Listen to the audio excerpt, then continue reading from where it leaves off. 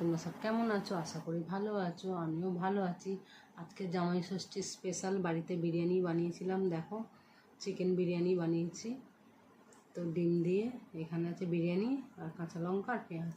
তো আজকে এই ভিডিওটা তোমাদের যদি ভালো লেগে থাকে লাইক করো, শেয়ার করে দিও আর পুরো ভিডিওটা দেখো বন্ধুরা, ঠিক আছে? তো চলো খাওয়া স্টার্ট করি।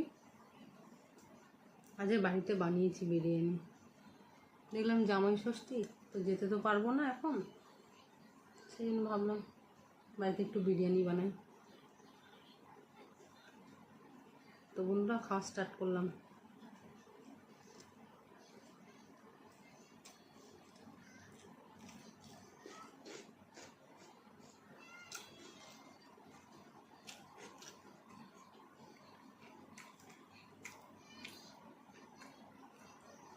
বিনা কালার দিই।